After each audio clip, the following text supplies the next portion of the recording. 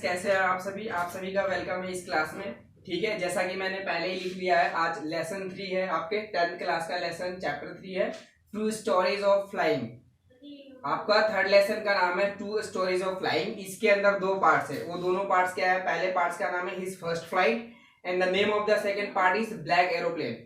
मतलब एक चैप्टर के अंदर आपके दो इंपॉर्टेंट पार्ट्स है और दोनों के क्वेश्चन आंसर भी अलग है। तो ये आप कह सकते हो कि एक चैप्टर के अंदर दो छोटे छोटे चैप्टर्स हैं।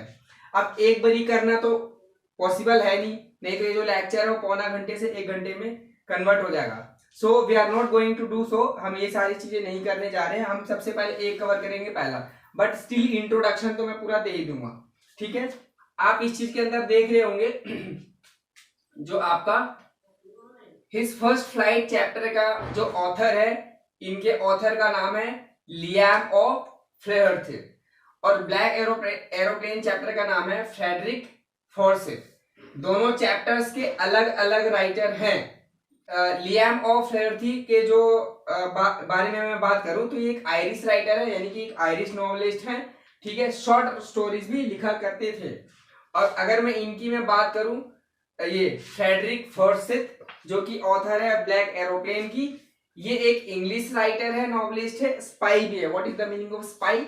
ये जासूसी के भी काम कर चुके हैं, आई थिंक इंग्लैंड के ही डिपार्टमेंट में। ये जर्नलिस्ट भी रह चुके हैं, यानी कि मीडिया में भी काम कर चुके हैं। तो ये सारा शॉर्ट इंफॉर्मेशन मैं आपको दे रहा हूं इंट्रोडक्शन के थ्रू।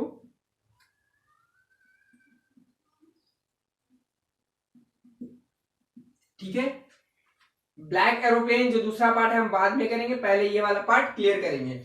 अगर मैं इस पार्ट की मैं बात करूं तो इसके अंदर एक सीगल होगा। सीगल एक बर्ड है, सीगल एक पक्षी का नाम है।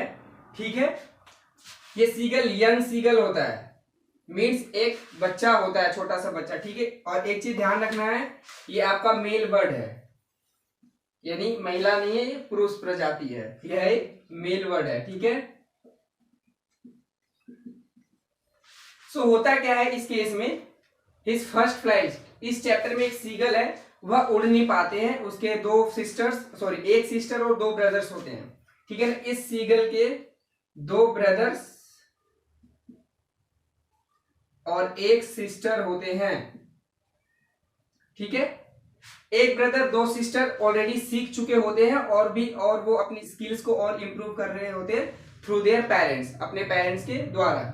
ठीक है, लेकिन यह नहीं सीख पाता है, इसके अंदर एक डर बैठ चुका होता है।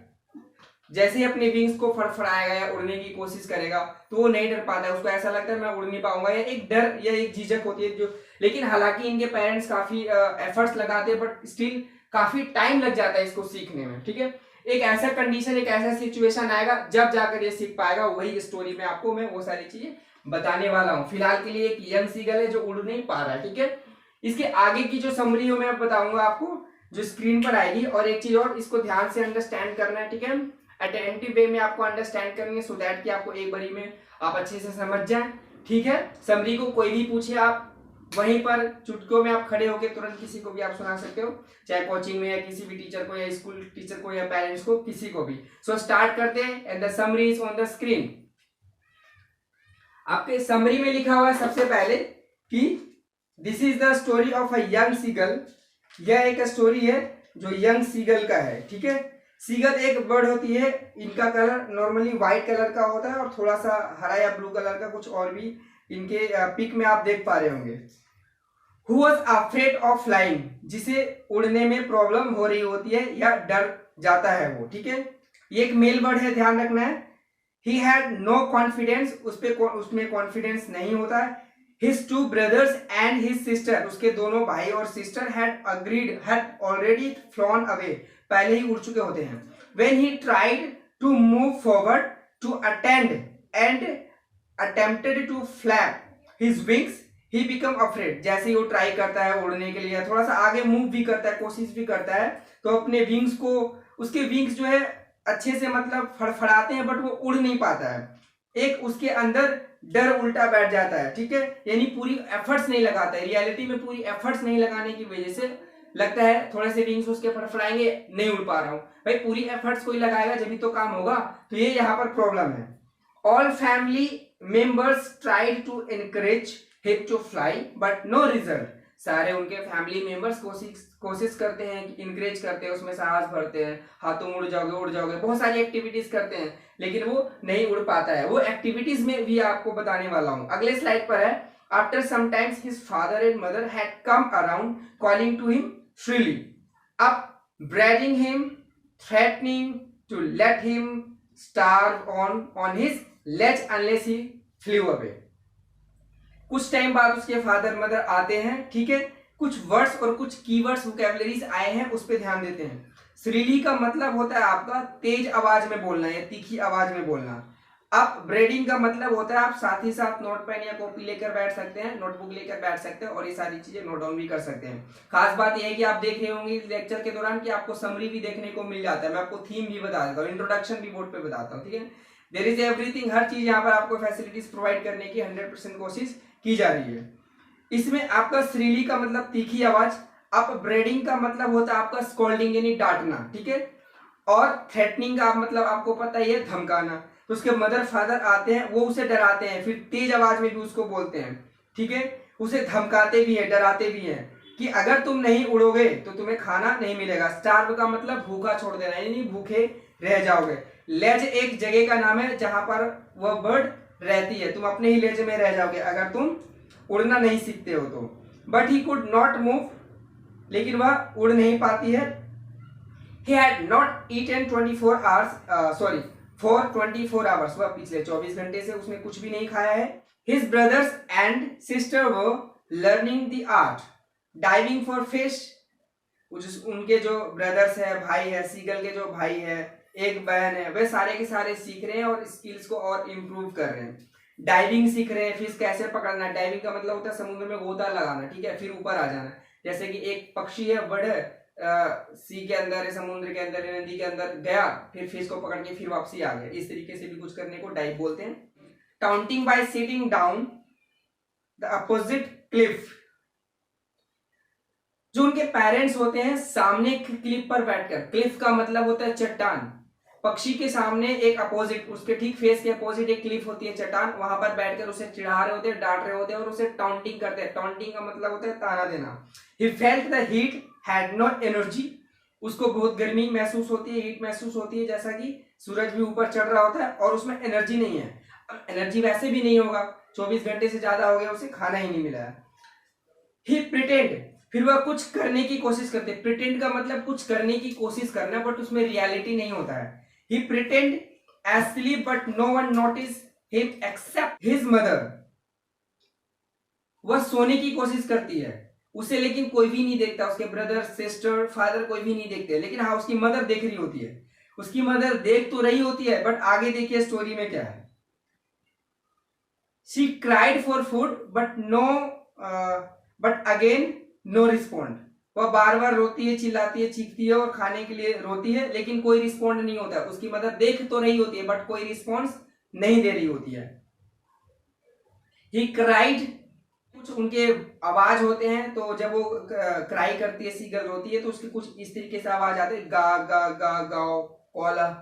अगेन एंड अगेन, बार बार क्राई, बार बार रोती है और कुछ इस तरीके से आवाजें सुनने को मिलते हैं। नेक्स्ट स्लाइड में है, after a minute he uttered a joyful scream as his mother flying across to him with a piece of fish। कुछ देर बाद उसको पता नहीं क्यों अचानक से खुशी होती है। खुशी होने का एक रीजन है, मैं आपको बता रहा हूँ। स्क्रीम का मतलब चीखना होता है, जॉयफुल यानी खुशी से, अटर्ड मतलब कुछ बोलना। सीगल बोलने लग जाता है सीगल, क्योंकि वह देखता है कि उसकी मदर सामने से आ रहा है। अक्रॉस टू हिम, आ रही उसकी मदर उसके सामने, with a piece of fish, साथ ही साथ उसके बीक में, चोंच में एक फिश होती है। He started tapping her feet, तो वह जोर से वो चीज देखकर उसको खुशी होता है, तो वह जो सीगल है वो उछलने लग जाता है अपने पैरों पर, ठीक है। टैपिंग का मतलब जमीन पर अपने पैरों से टैप करना, थपथपाना, मतलब उछलने की वजह से। हिज मदर हॉल्टेड हर विंग्स मोशनलेस, उसके मदर, हॉल्टेड का मतलब थोड़ी देर वहां पर, उसकी मदर वहां पर आती है और थोड़ी देर रुकती है, उसके पंख मोशनलेस हो जाता है, रुकने की वजह से उसकी मदर के पंख थोड़ी देर विंग्स जो है नहीं मूव करते हैं। बट सडनली, लेकिन अचानक से she did not come near, लेकिन वह बिल्कुल पास नहीं आती है, बल्कि she went back to the sky. बल्कि क्या होता है कि वो दोबारा से घूमकर वह रिटर्न करके वह अपने स्काई की तरफ चली जाती है, आसमान में दोबारा से उड़ जाती है। मतलब एक ललचाने का तरीका है कि क्या पता ऐसे करने से दोबारा से उड़ जाए, फिस लेके आना, फिर थोड़ी देर उसके आसपास मंडराना, रुकना और वापसी भाग जाना। He fell downward and outwards by screaming but his wings opened up. अब इस वजह से अब क्या होता है, अब वह ऐसा कुछ महसूस करती है जैसे कि वह उल्टा पुल्टा हो रहा है। महसूस क्या करती है वैसे वह महसूस क्या करता है वैसा वह होता है। जब उसकी मदर चले जाता है तो कुछ देर में उसको अजीब सा होने लग जाता है, कभी वो पेट के बल लुढ़क रही है, कभी सर के बल लुढ़क रहा है, वो ऐसा कुछ होता है चीखते हुए। But his wings opened up, लेकिन ऐसा करते हुए उसके जो पंख है, जो विंग्स है दोनों साइड के, जिससे पक्षी उड़ते हैं, वह खुल जाता है। The wind rushed against his breast feathers, जो हवाएं होती हैं उनके छाती के जो पंख होते हैं उससे टकराते हैं। He could feel the tips of his wings cutting through the air. उसको ऐसा लगता है जो मेरे जो पंख है दोनों साइड, जो विंग्स है, हवा की वजह से कट रहे हैं, क्योंकि तेज हवाएं चल रही है और उसकी हवा फड़फड़ा रही है, तो उसे ऐसा मतलब महसूस हो रहा है। He started sword gradually. अब देखिए अचानक से क्या टर्निंग है यहाँ पे। सोर्ड का मतलब होता है अचानक से ऊपर उड़ जाना आसमान की तरफ। अचानक से वो ऐसे करते हुए हलचल उसके बॉडी में हो रहा है, विंग्स फड़फड़ा रहे हैं, हवा भी चल रहा है और वह ऊपर उड़ने लग जाती है। ग्रेजुअली डाउनवर्ड्स एंड आउटवर्ड्स, कभी नीचे जा रही है, कभी ऊपर की ओर जा रहा है वो, ठीक है। He was no longer afraid but just a bit dizzy. वह अब ज्यादा उसे डर नहीं लग रहा था, लेकिन थोड़ा बहुत डिजीनेस जैसा फील हो रहा था। डिजी का मतलब थोड़ा वीकनेस फील होना, थोड़ा चक्कर जैसा आना। नेक्स्ट स्लाइड में है आपका, the next moment he flapped his wings once and soared upwards, his mother swooped past him। कुछ पल बाद वो अपने विंग्स को फड़फड़ाता है और ऊपर से ऊपर उड़ जाता है वो, यानी सीगल और ऊपर उड़ जाता है। उसके मदर आती है। swooped का मतलब क्या होता है? swooped का मतलब होता है फ्लाइंग डॉगबर्ड। एक होता है सोर्ड का मतलब होता है SOARED, जो सोर्ड इसके अंदर यूज किया गया है SOAR, खास करके ये वर्ब है। इसका मतलब होता है ऊंची उड़ान, ऊपर की तरफ खास करके। और swoop का मतलब होता है नीचे की तरफ उड़ना। Some time his brothers and sister were around him, थोड़ी देर बाद उसके भाई बहन भी उसके साथ ज्वाइन कर लेते हैं, यानी कि आ जाते हैं। कर्वेटिंग एंड बैंकिंग एंड सोअरिंग, यहाँ पर अगेन 3 कीवर्ड्स है जो आपको याद कर लेना है। बैंकिंग का मतलब होता है आपका जैसे कि एक पंख स्टॉप करके दूसरे पंखों से उड़ना। कई बार आपने, आई डोंट नो कि आपने देखा है या नहीं देखा है, कई बार बर्ड्स इस तरीके से उड़ते हैं कि उनके एक जो विंग है स्टॉप कर लेते हैं, ठीक है, और जो दूसरा विंग बचा हुआ होता है उसको वो मूव करते हुए, फड़फड़ाते हुए वो उड़ते हैं। आई हैव सीन दिस, मैं ऑलरेडी ऐसी चीजों को मैं देख चुका हूं, सो आई नो। बैंकिंग का मीनिंग होता है एक विंग से उड़ना, और कर्वेटिंग का मतलब होता है घोड़ों की तरह उड़ान भरना। जैसे थोड़ा सा आगे उड़ा, फिर नीचे डाइव किया हल्का सा, फिर ऊपर उड़ा, फिर नीचे डाइव किया, इस तरीके से। डाइविंग आपको पता है पानी में गोता लगाना, ठीक है, या सीधा नीचे जाना। The young seagull saw a vast green sea beneath him. जो यंग सीगल है वो जब आगे पूरा उड़ जाती है तो वो फिर वह देखती है कि जब अपने नीचे या पीछे देखती है तो उसको लगता है कि ये कितना ग्रीन कलर के सी दिखाई दे रहा है, समुद्र उसे दिखाई दे रहा है अपने पीछे, ठीक है। अब देखिए मैं इस बैंकिंग, जैसे ये चीज है, मैं आपको ये चीज समझा रहा हूँ। मान लीजिए कि ये बर्ड का आपका ये माउथ है और ये उसके 2 विंग है जिससे उड़ते हैं, ठीक है। अब मैंने ये कर लिया, ठीक है, ऐसे तो ऐसे उड़ते हैं पक्षी, ठीक है। अब अगर मैं इसको स्टॉप कर लेता हूँ, कई बार पक्षी जो है वो बर्ड ऐसे स्टॉप कर लेते हैं और एक से उड़ते हैं वो, दैट इज कॉल्ड बैंकिंग, ठीक है। डाइविंग का मतलब सीधा जंप करना नीचे की और फिर ऊपर आना, दैट इज डाइविंग। और कई बार इसको पानी में भी जंप करने को डाइविंग कहते हैं। दूसरी बात इसके अंदर आया था कर्वेटिंग। इसका मीनिंग होता है आपको घोड़ों की तरह उड़ना।